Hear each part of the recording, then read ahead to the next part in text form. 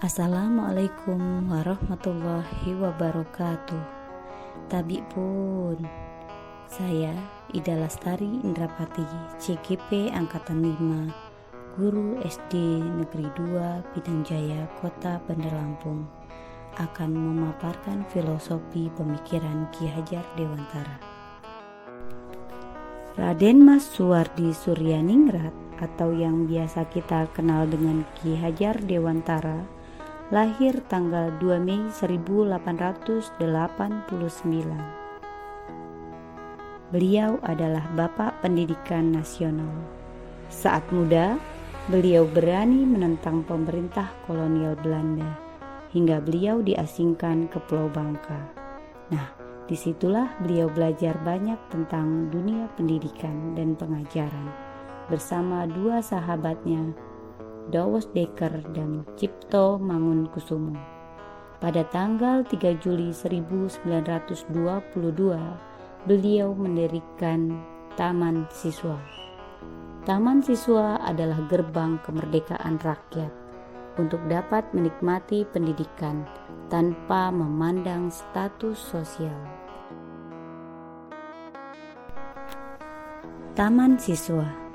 Taman berarti tempat bermain yang menyuguhkan keindahan.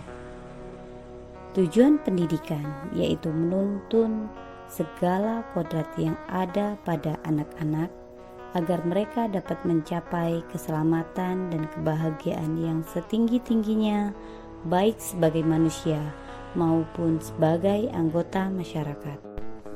Ki Hajar Dewantara merumuskan asas-asas pengajaran nasional, pendidikan atau kepemimpinan yang dikembangkannya dengan semboyan Ing Ngarso Sung Tolodo, Ing Madyo Mangunkarso, Tut Wuri Handayani.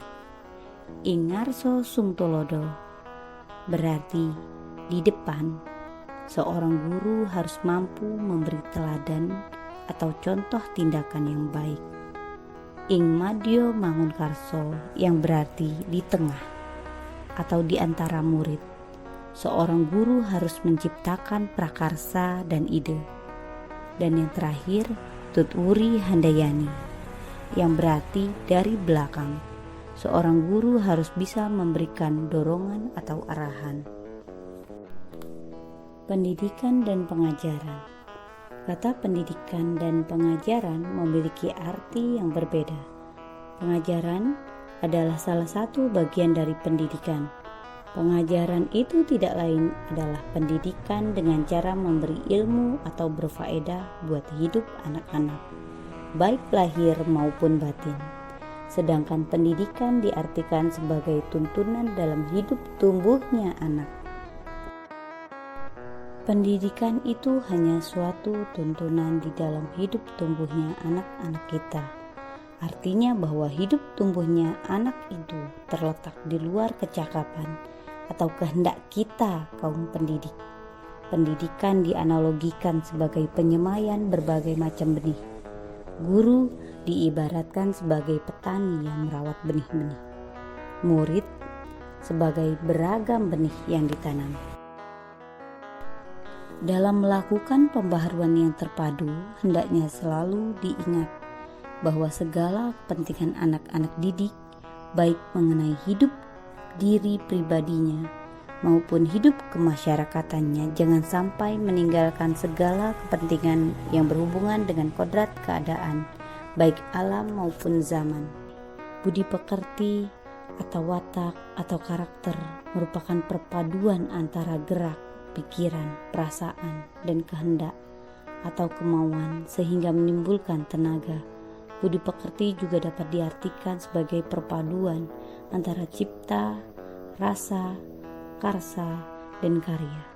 Keselarasan hidup anak yang dilatih melalui pemahaman kesadaran diri yang baik tentang kekuatan dirinya, kemudian dilatih mengolah diri agar mampu memiliki kesadaran sosial. Keluarga menjadi tempat yang utama dan paling baik untuk melatih pendidikan sosial dan karakter, baik bagi seorang anak. Keluarga merupakan tempat bersemainya pendidikan yang sempurna bagi anak untuk melatih kecerdasan budi pekerti. Keluarga juga merupakan sebuah ekosistem kecil untuk mempersiapkan hidup anak dalam bermasyarakat dibanding dengan institusi pendidikan lainnya. Alam keluarga menjadi ruang bagi anak untuk mendapatkan teladan, tuntunan, pengajaran dari orang tua. Keluarga juga dapat menjadi tempat untuk berinteraksi sosial antara kakak dan adik, sehingga kemandirian dapat tercipta karena anak-anak saling belajar antar satu dengan yang lain dalam menyelesaikan persoalan yang mereka hadapi. Oleh karena itu, peran orang tua sebagai guru, penuntun, dan pemberi teladan menjadi sangat penting dalam pembentukan karakter baik anak. Setelah saya mempelajari dasar-dasar pemikiran Ki Hajar Dewantara dan merelevansikan dengan pendidikan yang ada di daerah saya, maka saya akan menerapkan pendidikan sesuai dengan kebudayaan yang ada di daerah Lampung. Di antaranya yaitu Piil Pesenggiri atau Bu Piil Pesenggiri, yang berarti bermoral tinggi atau berbudi pekerti. Sakai Sambayan, yang berarti tolong menolong atau kebersamaan. Nemui Nyimah atau berpudak waya, yang berarti beramah tamah dan saling menghormati. Nengah Nyapur, yang berarti mudah bergaul atau bertoleransi. Penerapan Piil Pesenggiri atau Bu Piil Pesenggiri. Piil Pesenggiri atau Bu Piil Pesenggiri berarti memiliki kesadaran untuk dapat membangkitkan nilai-nilai positif, kehormatan diri sendiri dan orang lain.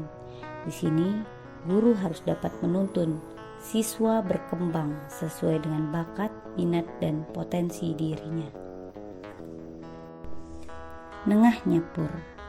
Nengah Nyapur berarti mudah bergaul atau bertoleransi. Pembelajaran yang berpusat pada anak, dan anak harus bahagia dalam melalui proses pembelajaran serta belajar sesuai dengan perkembangan zaman. Sakai Sambayan. Sakai Sambayan bermakna suka tolong-menolong. Guru harus memberi pembelajaran yang bermakna dan merdeka belajar. Nemui Nyimah atau berpudak waya. Nemui Nyimah atau berpudak waya dapat diartikan beramah tamah atau saling menghormati. Guru harus dapat menanamkan karakter yang baik, berbudi pekerti yang luhur. Kendala yang saya hadapi dan solusi yang saya coba lakukan. Dalam menghadapi perkembangan zaman, guru harus dapat menguasai IT. Sedangkan saat ini saya belum sepenuhnya menguasai IT. Untuk itu saya berusaha mengikuti pelatihan baik itu online maupun offline agar dapat meningkatkan kemampuan. Guru harus kreatif dan aktif dalam merancang pembelajaran yang berpusat pada siswa. Saya merasa sering kehabisan ide saat merancang pembelajaran yang menyenangkan dan berpusat pada siswa. Untuk itu, saya sering berkolaborasi dengan teman sejawat untuk bersama-sama merancang pembelajaran yang menarik. Orang tua sering melimpahkan sepenuhnya pendidikan anak ke guru di sekolah. Padahal, rumah adalah madrasah pertama bagi seorang anak. Solusi yang saya lakukan adalah mengajak orang tua turut serta mengawasi perkembangan anak dan membantu anak menyelesaikan masalahnya. Anak-anak memiliki kodratnya masing-masing dengan segala keunikannya. Saya terkadang kesulitan dalam menghadapi berbagai macam karakter tersebut. Ada anak yang manja, egois, pasif, pemalu, sensitif, dan lain-lain. Solusi yang saya lakukan dengan pendekatan personal dan hubungan dengan orang tua. Wassalamualaikum warahmatullahi wabarakatuh.